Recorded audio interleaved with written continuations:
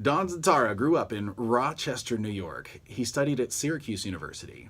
In grad school at West Virginia, he majored in painting and printmaking. Don drafted into the Army in 1971. He signed up for electronics training, but after basic training finished, he was told there was a surplus of electronic trainees. So instead, he was offered a position to draw and paint portraits for the Army Recruiting Support Center, which he accepted. So his career moved on to the National Gallery of Art as an exhibits framer and paper conservator, and then becoming an audio engineer, which is an amazing transition to me. And he then moved on to work as a recording studio manager, and then eventually branching out on his own, where Inner Ear Studios was born, which has been around for decades at this point. Yeah. He's got 2 daughters, 5 grandkids, and 1 great-grandkid, and he also surfs, cooks, performs music, and excels in public speaking, which... Listeners, I got to work with Don because Fellowcraft, my band, recorded our album at Inner Ear Studios, and it was such an honor to work with them in hallowed ground with all those musicians. So it's with great pleasure that I introduce Don Zientara. Aren't there some trumpets somewhere that need to Oh, the proper introduction for you, right? I need, Exactly. yes, I do need. I need to look at a sound file for some trumpets or something. Those that English would be a horns, great, right. Exactly. So it is now the first thing right off the bat. As I introduced you, it talked about how you went from the exhibits framer and paper conservator to audio engineer. Yeah. Can you, how did that happen? Can you share that? Sure. Well, let me back up a little bit. First of all, just to get in some of the history behind it all. I started off playing guitar because my parents wanted me to study some musical instrument. And I grew up in a Polish community. Okay. And in the Polish community, there basically is one sacred instrument, which is the accordion. Well, I guess that makes sense. Polish music is kind of known for that. Absolutely. Yep. Okay. Yeah, get out and polka. Yeah. But luckily, I was born at a time when Elvis was coming into vogue. So, you know, as 10 years old, they actually offered guitar lessons at the place I was at. So I bailed on the accordion and I went into guitar. Guitar, got it. And that was more appealing, accordion. I mean, if you're in a Polish community, it seems like accordion would be the hot thing to do. You know, you look at all the ladies, and who do they flock around? The accordion player? I'd like to say the accordion player, but no, you're definitely right. It's the guitarist, always. Yeah, or at least you like to think so. Yeah, right, exactly. Okay. So from there, basically, you know, everybody joins a band if you play guitar. But we had no money for amplifiers or anything like that. And so we'd scrounge around on trash day, going through and finding all these Magnavox consoles that were thrown out by the people at the time. And we made speaker cabinets, a buddy of mine this is. And I had a tape recorder, a Webcore tape recorder. And where was this? This is in Rochester. Rochester, New York, okay. That we turned into an actual amplifier. And so we played guitars through this tape recorder amplifier and sang through it. One little, probably about 2 watts. And it's, you know, and coming out of these speakers from this cabinet we built out from these Magnavox consoles. And you know, it was exciting. You know, we put all these things together, and it was real interesting doing this. So I had kind of like in electronics, sort of, kind of dabbling in it to that degree. So what happened was, somehow I went into art school at Syracuse University. I don't know why, because I was a mediocre artist. But you know, I figured that I was a mediocre artist, but I was failing in English, math, science, chemistry, biology. So we'll take mediocre. So it was the one you weren't failing in? Yeah, it was the one I wasn't failing in. Got it. And then graduate there and went to West Virginia University, like you said. And then I was caught up in the draft lottery. Oh, okay. Which was you don't remember that? I mean, I wasn't. Full disclosure, I was not around for the draft lottery at that point. But what I am curious about was that. I mean, that was from everything I've heard, that's a hot topic at the time. Like that was a contested thing. So when you got caught up in that, was it incredibly traumatic? Did you just sort of accept it? What? Well, this is the Vietnam War going on, and there were a lot of deferments. And what was happening was, because of all these deferments, some of the people in Congress were saying, well, this is not fair. This is, you know, the inequality is all over the place. So what we're going to do is we're just going to pick birth dates out of a, containing like a lottery, and man. we're going to pick number one, number two, and I was number one in the whole thing. Oh, So you were the big winner. I was the big winner in the thing. Got it. So I was definitely going to go in, and I checked up on it, and they had some programs going on. So I figured I'd keep that in the back of my mind. But I was drafted. Well, I was selected for the draft, and when you're selected for the draft, you basically have to have a physical. Everybody knows that you have an Army physical. But I went to West Virginia University that year, and I said, I can't take a physical. I'm at West Virginia. I'm in Morgantown, West Virginia. So they scrambled and they got things together and moved the physical around to Morgantown. And I was back for Christmas vacation in Rochester. I said, I can't take it. I'm in Rochester, New York. And so they scrambled around, and they fixed it up for Rochester. And I was back at West Virginia University again. But come summertime, they got me. Okay. So I figured, well, why don't I get some formal training in electronics? And so I went into that program, the guaranteed training in electronics, went through basic training, went to the place where the school was, and waited. And then waited some more, and waited some more, and waited some more. And eventually, I was called into the front office there. Okay. And they said, you have a guarantee, and we will honor it for this electronic training. But at the moment, there's too many people doing it. So we just happen to have a position open in Alexandria, Virginia, for people to draw and paint. Would you want to do that? And I figured for about 2 seconds, would I want to draw and paint rather than shoot people with a gun? And, The answer was yes. The answer was yes. Yeah, I took a moment to think about that. And so I came to Alexandria, Virginia.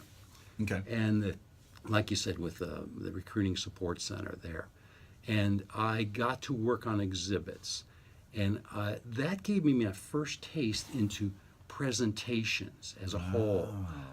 And whether it's audio or visual, I was into presentations and I loved it. Got it. So I went through that thing. As it was, I got out on a CO. I applied for a CO and got out. Okay. This was about 1973. Okay. And then I went to the National Gallery of Art.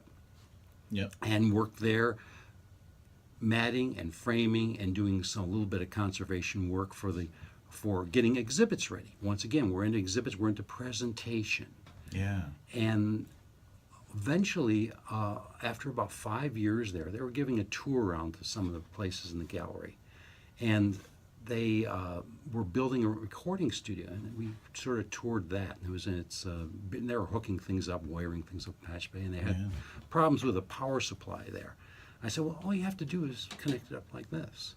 He said, hey, do you want to run this place? Yeah, exactly. And that's how it happened? That's how it happened. Just because you fix it? I love it. All right. Yeah. And so then fast forward then, so that was how long? You were there for how long? I was there 5 years, in prints and drawings, and then I was there for about another 4 or 5 years in the electronics section of the audio recording section. And how did that then become In-Rear Studios? Was that... I went from there to managing a studio, which didn't work out because I couldn't get my hands dirty. Because you were fixing and you were recording. Yeah, I was pushing papers all the time, administering a manager. I didn't like that, so I just started doing stuff totally on my own. Now, I had been recording all this time already. Yep. Because I record a lot of the early, Teen Idols, Minor Threat, all that stuff. How did you get linked? Like at that time, was that in your basement? Was it at the location now? In my basement. And how did you get linked up with them? Just the underground network? They heard of you, or how did that happen? That's a very interesting thing. There was parallel universes going on here. I was playing in bands all these times. Okay. And one of the bands I was in had Robert Goldstein for a guitarist. And he has since passed away. But And for those who don't know, who's Robert Goldstein? Robert Goldstein was the music librarian towards the end of his life for NPR. Oh, okay. Okay. But he was also a very progressive guitarist. And we were kind of like a folk rock band. We played a lot of covers and stuff like that. But he wanted to do. He had more talent than I think I had for sure. Right. So when I eventually the band broke up, he went into a band that was more to his taste, and he called me to record one time when they're playing at I think it was American University. Playing on the same bill were the Slicky Boys. So they said, hey, you got an extra roll of tape? I did. So I recorded them. Their manager at the time was Skip Groff, who was Yesterday and Today Records. Okay. And he knew all the punk people. I didn't even know punk was around. Right. I mean, I didn't know anything about it. Okay. But he said, he came in and worked with the Slicky Boys to mix their tapes and everything. He said, I'd like to bring over some people. These guys, teen idols. They might have something to do here. And so he came over with them, and the relationship with a lot of the guys in that band.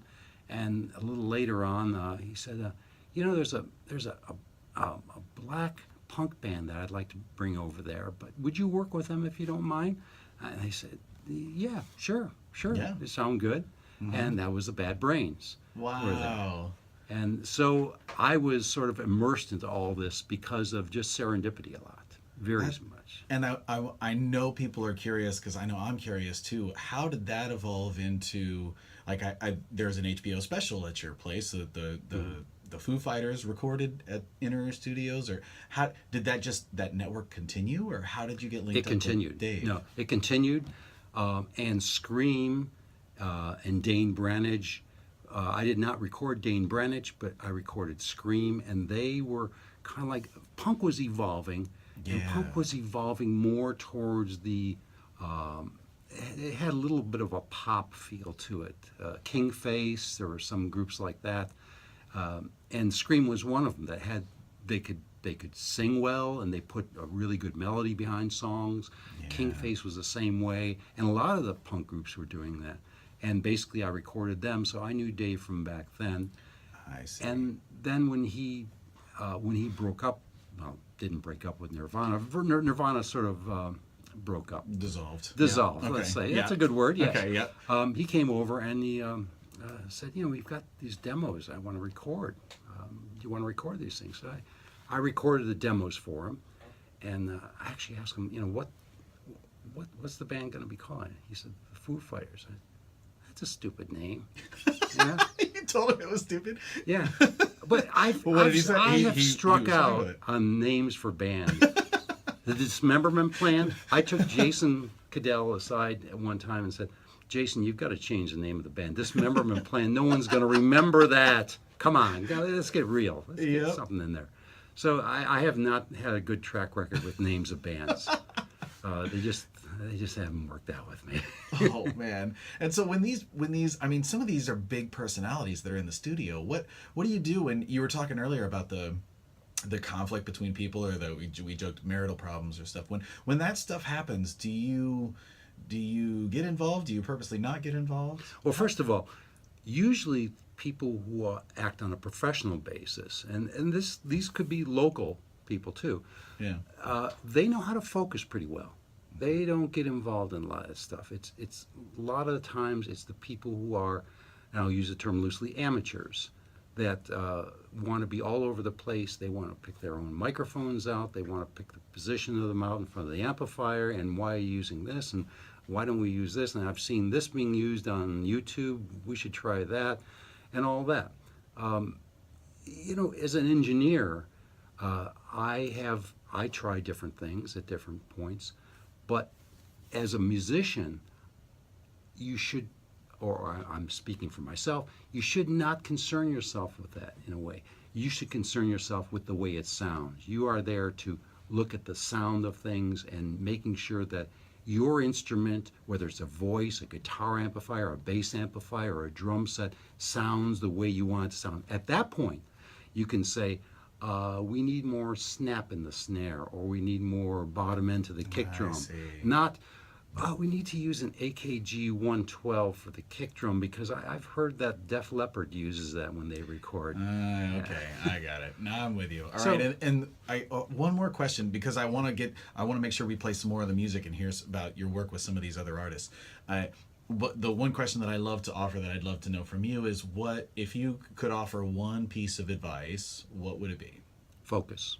Focus. Rehearse, focus on what you're doing, focus on your job and what you're doing, and be critical. Be critical, make sure that everything is turning out the way you want it to turn out. But you need to remember that you have a certain job that you need to do 100%. Everybody has their own job, and everybody wears a different hat, and we should keep it that way. Yeah, got it. Profound. And now, for those folks who are interested in finding out more about you and what you've got going on, is there a website, or where should they go to find that out? I don't know.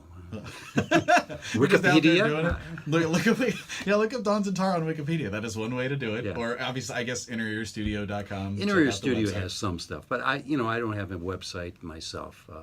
I just Got it. call and talk to people. Hey, if anyone wants to call me, call the studio. I talk to them. If anybody's got ideas or wants answers to questions, I love talking about recording, microphones, tape recorders, anything along that line. Got it. All right, give them a call.